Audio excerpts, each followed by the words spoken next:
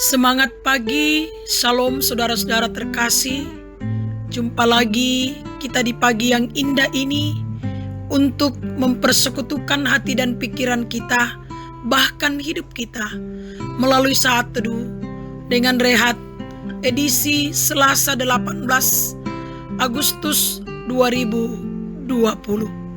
Mari kita mohon tuntunan Tuhan di dalam doa. Kita berdoa. Terpujilah nama-Mu Tuhan, yang boleh kembali mempersekutukan kami di pagi yang indah ini, untuk mendengarkan kebenaran firman-Mu, mengawali kehidupan kami hari ini. Kuasa Roh Kudus tolong kami, urapi kami, terangi hati dan pikiran kami, agar kami mampu memahami, mengerti apa makna firman Tuhan, untuk kami lakukan dalam kehidupan kami. Ya Tuhan, ampuni dosa dan keterbatasan kami, dan bersabdalah, kami siap mendengarkan, dan kami siap untuk melakukannya. Di dalam Yesus Kristus Tuhan dan Juru Selamat kami. Amin. Firman Tuhan pagi ini terambil dari Kejadian pasal 43, ayat 15 sampai ayatnya yang ke-23. Demikian firman Tuhan. Lalu orang-orang itu mengambil persembahan itu, dan mengambil uang 2 kali lipat banyaknya, beserta Benyamin juga. Mereka bersiap dan pergi ke Mesir. Kemudian berdirilah mereka di depan Yusuf. Ketika Yusuf melihat Benyamin bersama-sama dengan mereka, berkatalah ia kepada kepala rumahnya, bawalah orang-orang ini ke dalam rumah, sembelilah seekor hewan, dan siapkanlah itu.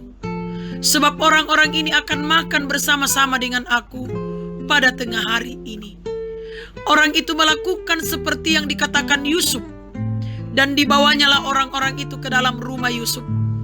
Lalu ketakutanlah orang-orang itu, karena mereka dibawa ke dalam rumah Yusuf. Kata mereka, yang menjadi sebab kita dibawa ke sini ialah perkara uang yang dikembalikan ke dalam karung kita pada mulanya itu, supaya kita disergap dan ditangkap, dan supaya kita dijadikan budak, dan keledai kita diambil. Karena itu mereka mendekati kepala rumah Yusuf itu, dan berkata kepadanya di depan pintu rumah, mohon bicara Tuan, kami dahulu datang kemari untuk membeli bahan makanan. Tetapi ketika kami sampai ke tempat bermalam dan membuka karung kami, tampalah uang kami masing-masing dengan tidak kurang jumlahnya ada di dalam mulut karung. Tetapi sekarang kami membawanya kembali. Uang lain kami bawa juga kemari untuk membeli bahan makanan.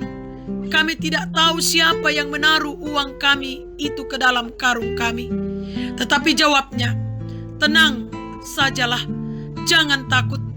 Allahmu dan Allah Bapamu telah memberikan kepadamu harta terpendam dalam karungmu. Uangmu itu telah kuterima.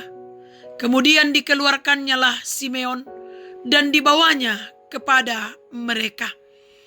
Amin. Dari perikop pembacaan kita, Kejadian 43 ayat 15 sampai ayatnya yang ke-23, diberi tema pengampunan.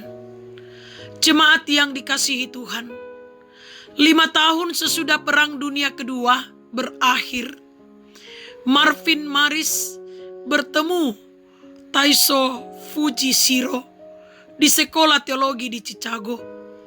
Meskipun keduanya di pihak yang saling bermusuhan, ketika perang berlangsung, Maris tetap bersahabat dengan Fujishiro.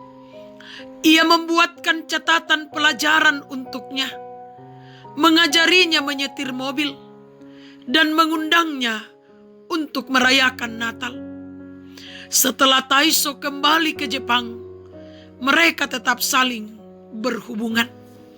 Saudara-saudara, kisah Yusuf mengampuni saudara-saudaranya memberi pelajaran berharga bagaimana mengampuni dengan tulus. Kuasa pengampunan bekerja lebih kuat daripada dendam dan kepahitan hati.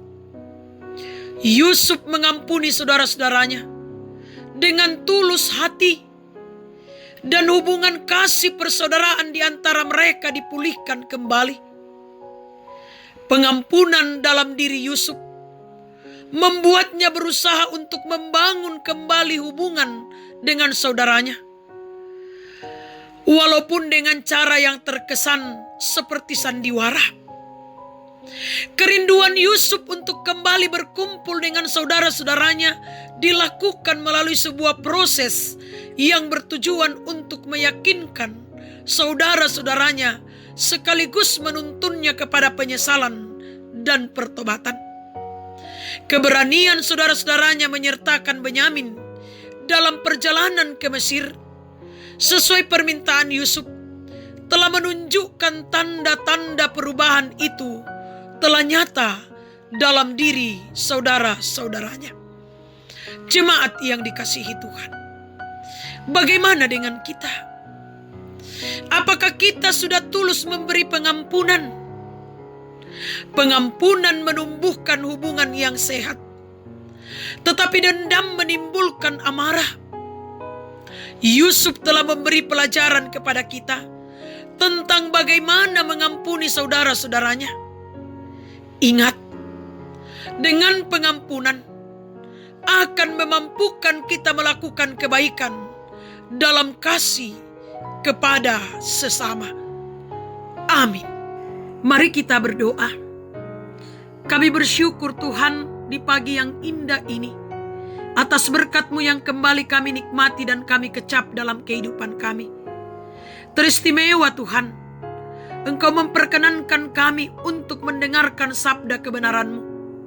Firman-Mu yang mengajarkan kami tentang betapa pentingnya pengampunan dalam kehidupan ini. Kiranya kami mampu mewujudkan dengan baik lewat tuntunan kuasa Roh Kudus. Kami pasrahkan hidup kami ke dalam tangan-Mu. Kiranya kasih dan rahmat-Mu menuntun kami Tuhan, dalam memaknai dan mengisi hari-hari hidup kami dengan baik seturut dengan kehendak Tuhan. Khususnya hari ini, dalam kami mengangkat tugas pekerjaan pelayanan tanggung jawab kami.